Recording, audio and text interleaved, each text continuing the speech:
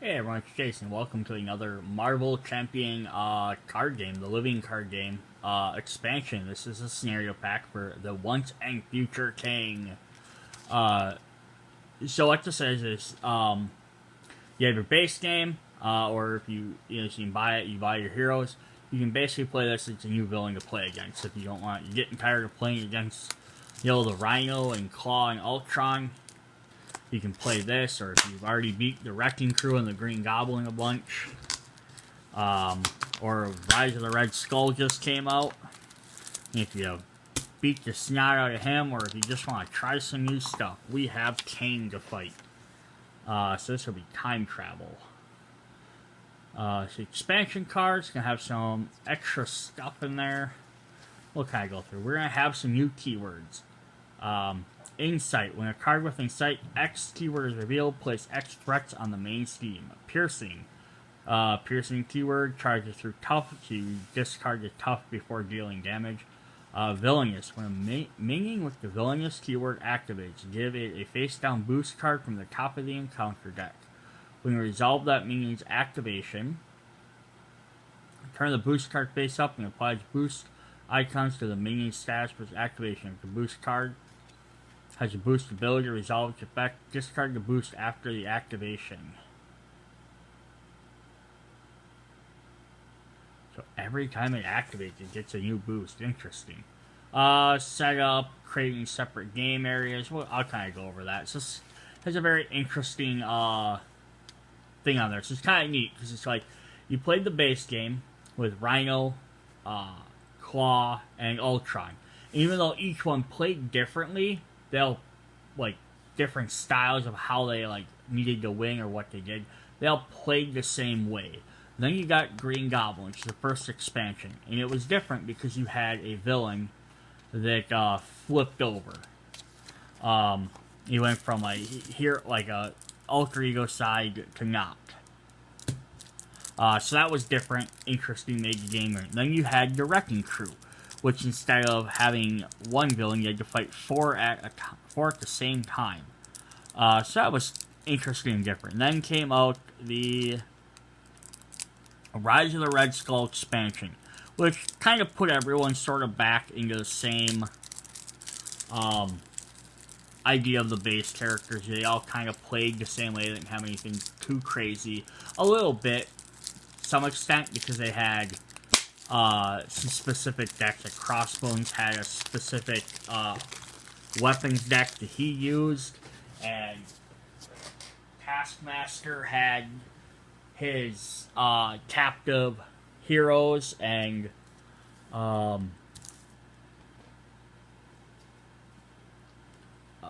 Observing Man has environments. So they had extra mechanics, but they still played relatively the same way. King adds another brand new little twist into the game. So let's take a look. We have King the Conqueror, level 1. So 1 steam, 2 attack with an asterisk. So he's temporal. He's got 12 hit points per player. So he has toughness right off the bat, so you have to hit him extra hard. So force interrupt. When King attacks you, either plays 1 threat on the main steam, or he gets 2 attack for this turn.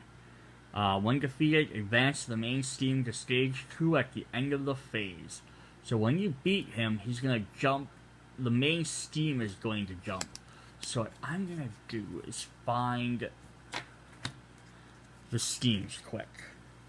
So we're going to start off with Steam 1. King's Arrival. Main steam, he has King 1, each King 2, which we'll see, and King 3. Standard encounters, 1 modular temporal set.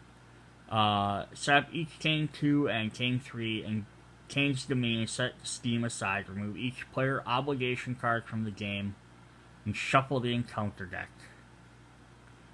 So you gotta take out them obligations. So King's Arrival. King believes that by defeating Earth's mightiest heroes, the rest of the planet will submit to his rule. So it's got 7 per player to beat, gains 1 per player every turn, but doesn't start with anything. When revealed, defeat an encounter. If this stage is complete, the players lose the game. So, very simple. You have to stop this or you lose the game. But if you defeat Kang, level 1, it says advance the main steam to stage 2 at the end of the phase. So more of your goal is to defeat him than defeat the steam. Even if you can keep the steam down, you still have to defeat Kang first. But instead of flipping over to part 2, or version 2 of Kang, we have this Master of Time. So it has no number up there. Let's look at the back quick. Kang reels back but saves himself by separating the heroes through time and space. When revealed, place 1 accelerated token here for each side steam in play, then discard each side steam. Each player, so that's a good thing to pay attention to, is not have them side steams out before you beat this. Each player reveals a random stage 3A in turn order. Remove any unused stage 3 steams from the game. So we're going to put some more steams out. So, force interrupt.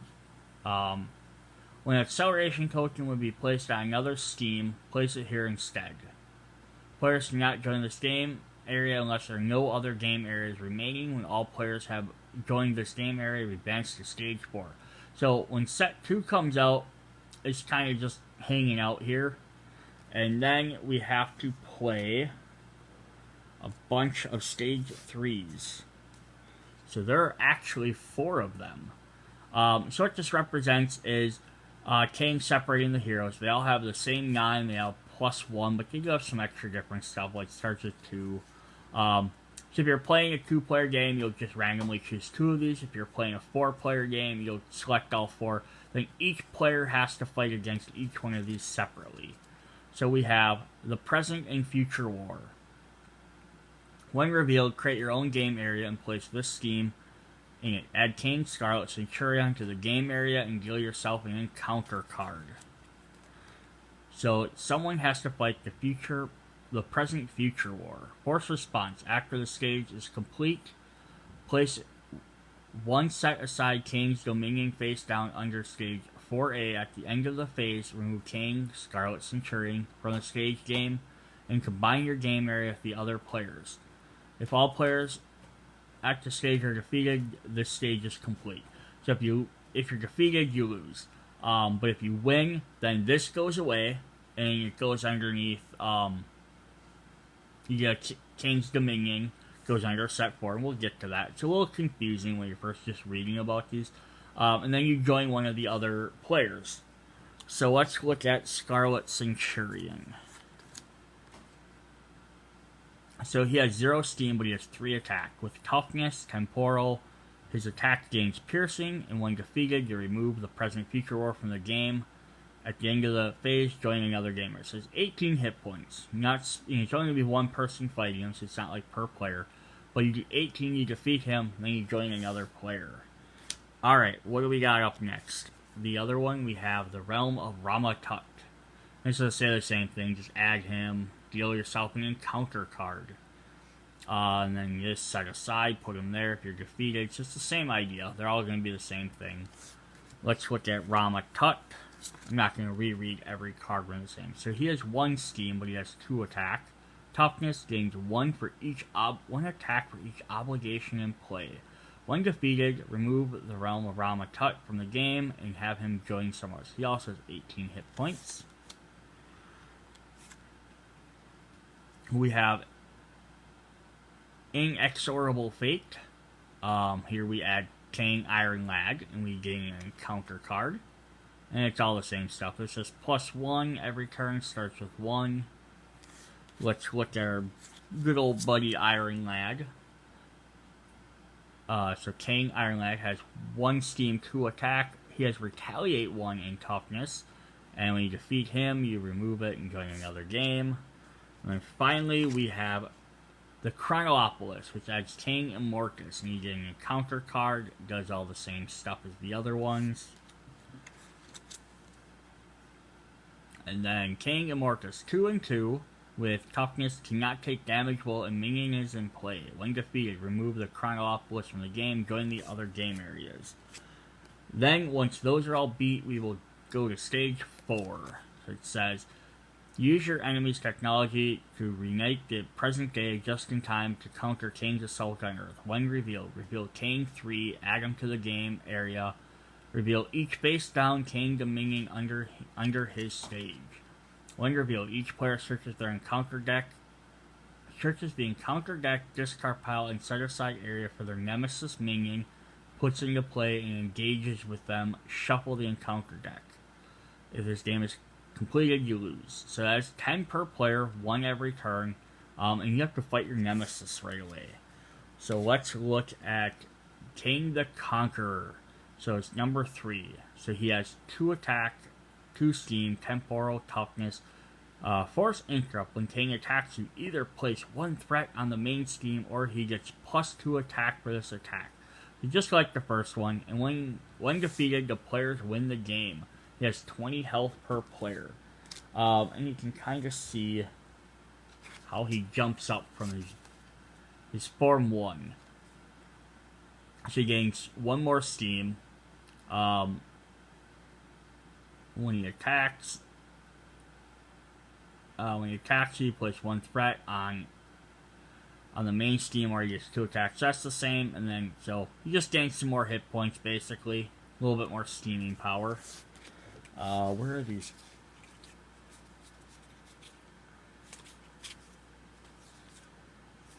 Alright, I want to look at the Kang Dominion cards quick, and then I'll get into the rest of the actual deck, just because these guys are separate. So we have Kang Dominion side steam. The feature belongs to Kang. Cool Kang. Kang cannot take damage. When defeated, the player defeated the steam in a counter card. So there are 4 of these, 1 for each of the different main steams from the different timelines. So basically, these come into play. You have to defeat all 3 of these first, or all of these, any of these, depending on how many players you have, before you can even fight Kang version 3. It also makes this different than some of the other decks, besides the fact is that at some point you're going to have potentially up to 4 different game areas, and then when you defeat it, you can decide which ally you want to join. Maybe like, oh, I'm Hulk and Spider-Man's having trouble, you can go join him versus joining someone else. It's just kind of a neat idea. You're not just sitting around waiting for them to finish. You can jump over and help them finish up quicker. Is also the fact is you play with all 3 versions. So all the other sets so far, you played version 1 and 2, or if you wanted harder, you played 2 and 3. I think both times I fought the Rhino, I played 1, 2, and 3. Just because I thought it'd be more interesting. Because I did so well after 2, I'm like, I'll just keep going. But it's kind of not, because I was already ramping up, it was hard for him to catch up to me. So here we have some of his other cards. We have Temporal Shield, and Attachment, Tech, attached to Kang. I keep trying to say Krang, but I've way too much Ninja Turtles lately. Force Interrupt. When Kang is attacked, discard Temporal Shield, prevent all damage from this attack, and deal 1 damage to the attacker. Max 1 per attack. Put away your childish weapons. They are no more than toys to me. He gets a free block, but he also does damage to you. He's got 2 of those. We have a future weapon, Attachment. Tech weapon, Force Interrupt. When Kang attacks, the attack gains Overkill.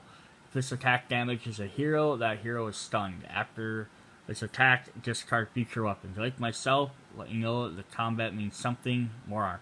So he's got a super weapon, but he only just uses it once. Overkill means that if he does damage to a minion, and it does more than how much health they have, it goes through to the hero. So if he does, 4 damage to them, and they only have 1 health left, and you're just trying to use them like chump block, they're going to hit the hero anyhow.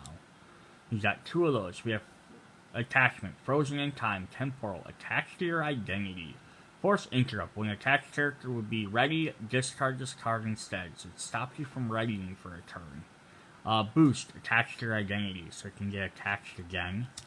He's got some minions. He's got some macro bots with 4 health, 2 attack, 1 steam, robot, temporal, guard, and retaliate. Guard means that they have to be defeated before you can attack the main villain, and retaliate means when you do damage to them, they'll do 1 back. Boost, give Kang a tough status card.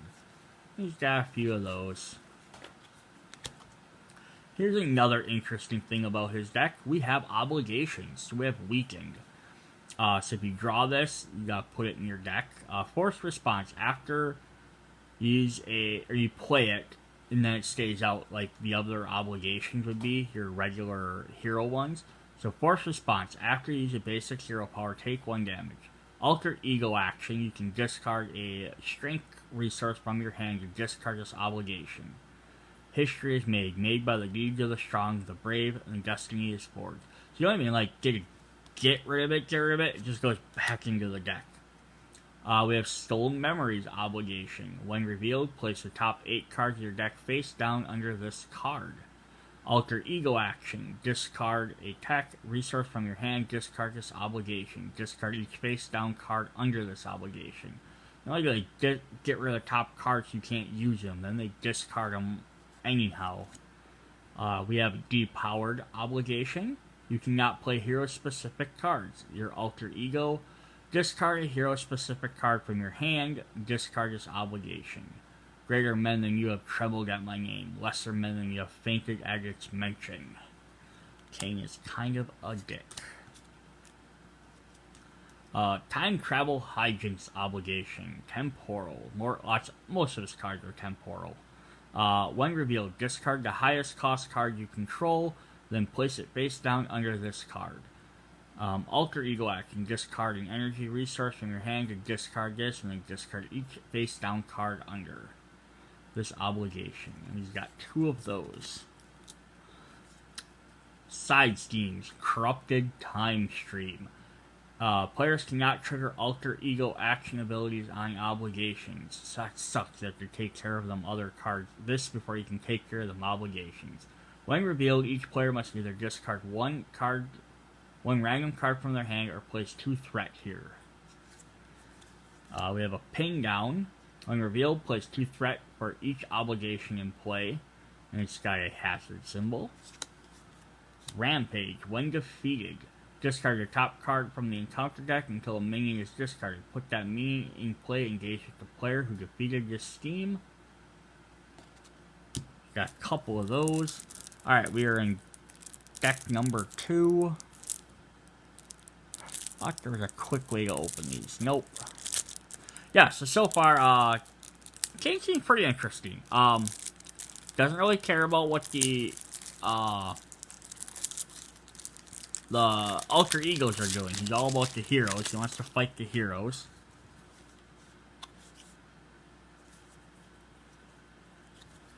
Alright, so we got a few more cards in the Kang set. We have another Rampage. Alright, then we have some Treachery cards. We have Energy Blast. When revealed, Alter Ego.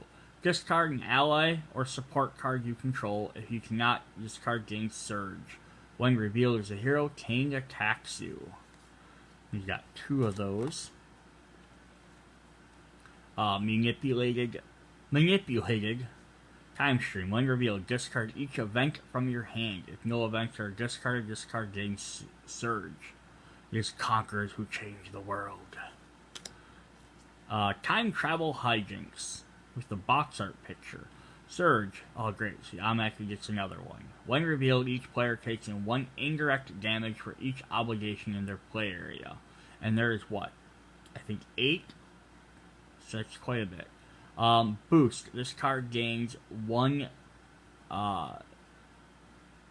boost for each obligation in your play area. Oh boy. And then past machinations. Insight 1. Place 1 threat on the main scheme when this card is revealed.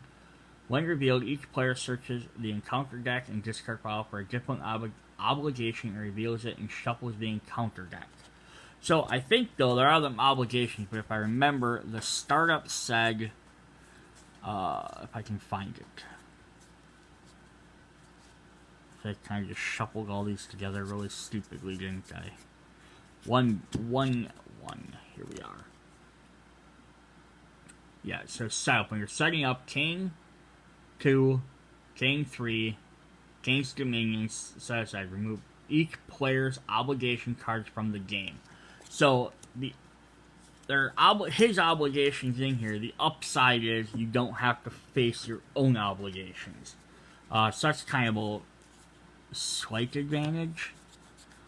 Another thing they did in here, because if the game didn't seem difficult enough, they gave you Expert King, so you can swap out all of his villain cards for Expert mode, so he gains 1 extra attack. Otherwise, everything else stays the same. Plays 1 threat or gain 2 attack.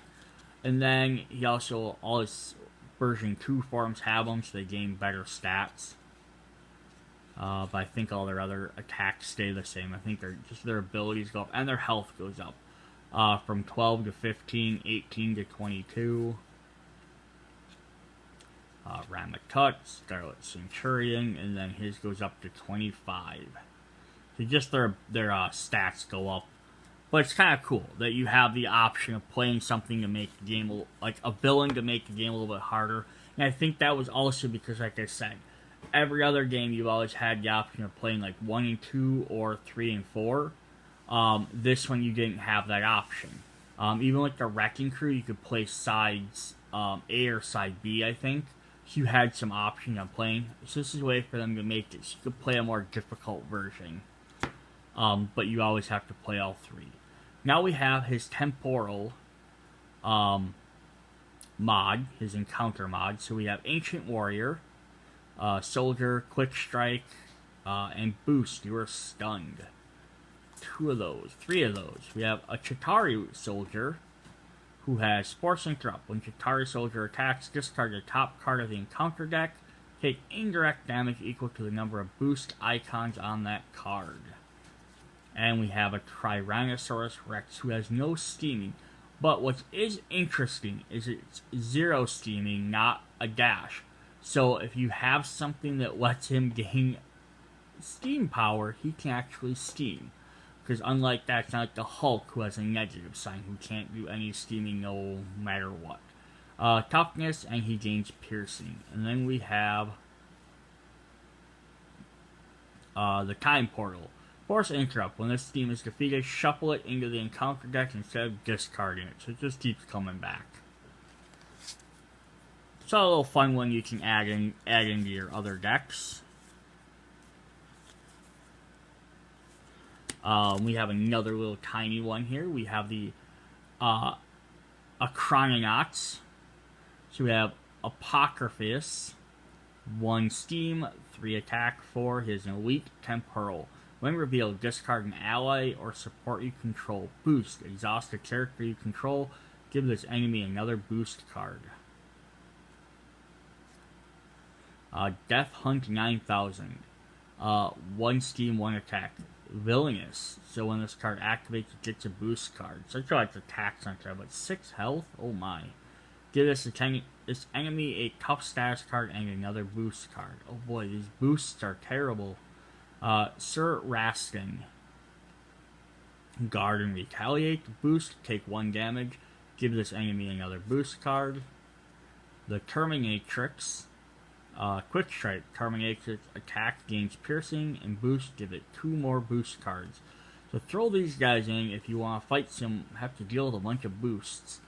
And then Wild Run. Reveal, discard a random card from your hand, or boost, discard, and then give another boost card. And then we have their side steam. When defeated, shuffle each temporal card in the encounter discard pile into the encounter deck. So if you're playing with this set, just mix it up with another one. This wouldn't be so bad. When you're playing it with the King set, and you throw this in there, and all of a sudden, like, every card's getting shuffled back in there. Oh my. And we got 2 of those. And then we have King's Chosen. Incite 1. When revealed, place 1 threat on the main steam. And when revealed, discard card from the top of the encounter deck until a temporal minion is discarded and reveal that minion. And again, this would almost be the opposite of the other one. If you're playing this in the King set, with all these other sets, you're going to have more of a chance of coming across the temporal minion. If you play just like with Green Goblin, for example, and this is the only temporal, you're going to be discarding a lot more cards. And the more you have to discard, the quicker that encounter deck empties. So that's interesting. And then we have King, Master of Time. So now you can add him as a minion to play him in a different deck. have him team up with the Red Skull. So, Elite, Temporal, Toughness, Villainous. Master of Time gets 1 steam and 1 attack for each obligation in your play area. So, more effective if you throw him in with the regular King, which is time traveling, so there can be multiple Kings, of course. But if he's not, then it's not so. But the Red Skull set does also add some extra obligation cards. Time Displaced Soldiers, Elite Temporal, Incite 1 Surge. Boost, deal yourself 1 face down encounter card. The Fear of Kang. Kang, you cannot attack Kang. Alter Ego. Oh boy, imagine playing this with 4 guys out. Oh boy. Alter Ego action. Discard a random card from your hand. Discard this obligation. So there's some more obligations there. Light of Century Spear. When defeated, discard cards from the top of the encounter deck until a minion is discarded. Put that minion into play, engage with the player who defeated the scheme. And then we have this iconic image, Ancient Grudge. When revealed, Kang Master of Time activates against you. If Kang is not in play, search the encounter deck. Discard pile for Kang, put him in your play to engage with you, shuffle your encounter deck. And that was the Kang set. So we get a Kang set with some other interesting cards there. We get the modular Chrononauts. We get the tiny little temporal set. So you get 3 expansions to add on. Plus you have the big giant Kang set. So it's definitely interesting. Adds some new elements. The extra obligations you have to fight and play against are pretty interesting.